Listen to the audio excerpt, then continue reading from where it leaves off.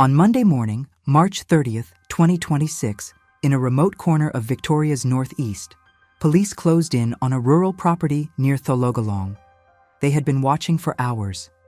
Then came a 3-hour standoff, and when it ended, police said the man they believed to be Dezi Freeman was dead. According to Victoria Police Commissioner Mike Bush, officers had given him the chance to surrender peacefully. But when he came out and presented a firearm, they opened fire. At the time of those statements, formal identification was still being completed. For a lot of Australians, this was not just another crime update. This was the ending to one of the most haunting manhunts the country had seen in years. A case that dominated headlines, terrified a small tourist town, devastated police families, and reignited a national conversation about anti-government extremism, sovereign citizen ideology, and just how dangerous a cornered believer can become. Prime Minister Anthony Albanese called that ideology of real concern, and the case even revived memories of the 2022 Wiambilla shootings in Queensland. And yet, even now, over is not the same thing as closure. Victorian Premier Jacinta Allan said, "Today, an evil man is dead." But even in the same breath, leaders and police representatives made it clear, nothing can undo what happened to the officers, their families, or the community that had been living under this shadow for 7 months. The Police Association of Victoria called Freeman's death a step forward, not closure. So tonight, we need to go back to the beginning. Because to understand why this case hit Australia so hard, you have to understand not just how it ended, but what it did to everyone in its path. And before we get into it, let me ask you this. Where are you watching from today? And if you follow stories like this, the ones that leave a mark long after the cameras move on, subscribe, because cases like this deserve to be remembered beyond the first headline. The story begins on August 26, 2025, in Porepunkah, a quiet alpine town in Victoria's northeast. That morning, about 10 police officers went to a property on Raynor Track to execute a search warrant linked to an investigation into alleged historical sexual offenses. It should have been a police operation in a small rural town. Instead, it became a catastrophe. 2 officers were killed. A third was seriously injured, and the man police say opened fire, Dezi Freeman, vanished into the bush. The 2 officers killed were Detective Leading Senior Constable Neil Thompson, 59, and Senior Constable Vadim Dewart Hothart, 35. Thompson was just days away from retirement. In a matter of minutes, an ordinary police deployment turned into one of the most shocking attacks on officers Australia had seen in recent memory. And that is part of why this case exploded across the country. It was not only the violence, it was the setting. Porepunkah was the kind of place people associated with tourism, mountain views, snow season, and country quiet. Suddenly, it was on every national news bulletin for the worst possible reason. Residents were told to stay indoors. Shops and businesses shut. Families left town. People who had lived through fires and floods said this felt different.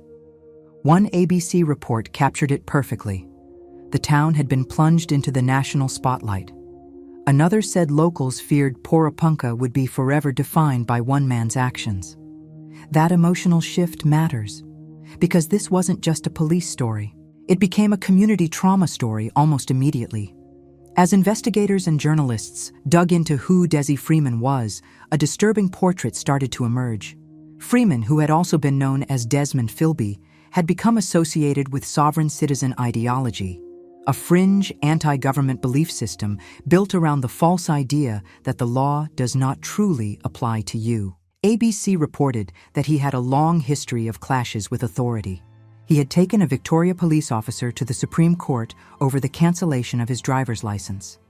During that fight, court documents showed he referred to police as friggin' Nazis and terrorist thugs. He had also been involved in a failed attempt to have former Premier Daniel Andrews tried for treason, and at one point had even tried to arrest a magistrate. That background mattered because the case quickly became bigger than one man on the run. It fed into a national fear that these beliefs, often dismissed as fringe nonsense, could turn deadly. ABC reported that experts tracking the sovereign citizen movement had already warned about the risk of violence, and that the threat appeared to materialize in the Porepunkah shootings. The Prime Minister publicly called the ideology a real concern. That is one reason this case was talked about so intensely in Australia. It seemed to confirm something many people had been trying not to fully face, that conspiracy-fueled anti-authority thinking was no longer just strange courtroom theater or internet ranting. In this case, it was allegedly lethal, and Australians had seen echoes of that before, especially after Williambilla. So the Dezi Freeman case tapped into a much larger national anxiety. Then came the manhunt, and not just any manhunt, one of enormous scale. Victoria Police offered a reward of up to $1 million for information leading to Freeman's arrest, the largest arrest reward in Victoria's history. Officers from across specialist units were brought in. The operation expanded into what was described as Australia's largest tactical policing effort of its kind, involving personnel from every Australian state and territory, New Zealand, and other agencies. Bush later called it the most considerable investment in police resources Victoria had ever seen. Why so much force? Because Freeman was believed to be heavily armed, experienced in bush survival, and familiar with the rugged terrain around Mount Buffalo. Early on, police believed he may still be alive and being helped by others. A week after the shooting, police were openly saying that people likely knew where he was and were choosing not to come forward. Think about what that does to a case like this.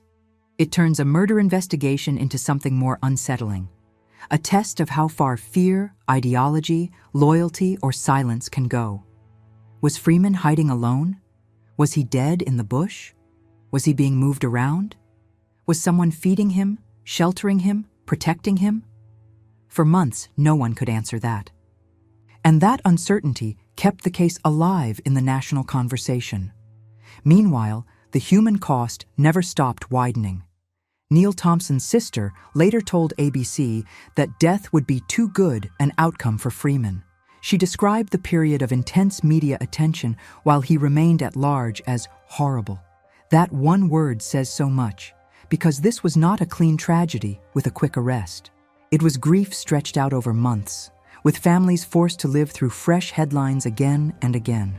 And for the public, every phase of the hunt added a new layer of fascination and dread.